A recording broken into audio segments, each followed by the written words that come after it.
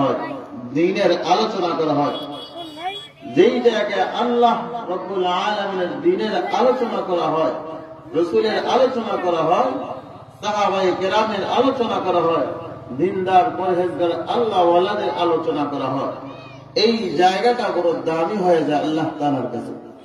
এই মজলিসের মধ্যে আমাদেরকে আল্লাহ রব্বুল আলামিন আসার, বসার, কথা বলার, শোনার তৌফিক দিয়েছেন।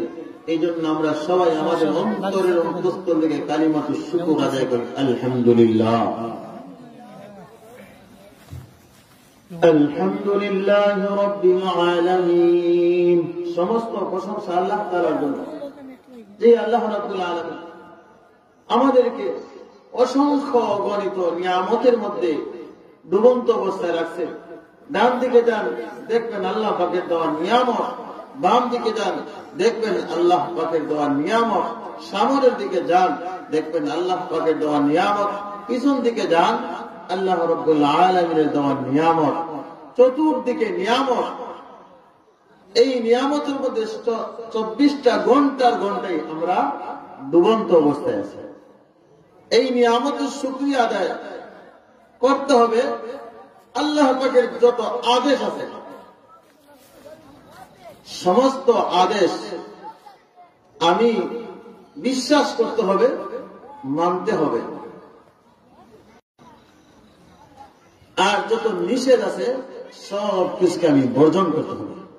আল্লাহ পাকের যত আদেশ আছে, সমস্ত আদেশ আমরা করতে হবে। আর যত নিষেধ আছে সব কিছুকে কি করতে হবে? বর্জন করতে হবে। যদি আমি আল্লাহ তাআলা সমস্ত আদেশকে আমি বিশ্বাস করি, নিষেধকে বিশ্বাস করি, আদেশগুলো এক এক করে আমি যদি আমার জীবনের মধ্যে বাস্তবায়ন করতে পারি, তাহলে যত বেশি আমার জীবনের মধ্যে বাস্তবায়ন হবে, তত বেশি আমি আল্লাহ পাকের কাছে দামি হব। শুকরিয়া জানাই আল্লাহ, শুকরিয়া জানাই তোমায়, অসহায় বান্দা মুরা বেঁচে আছি তোমার দয়ায়। শুকরিয়া জানাই আল্লাহ, শুকরিয়া জানাই তোমায়, অসহায় বান্দা মুরা বেঁচে আছি তোমার দয়া। ঠিক না?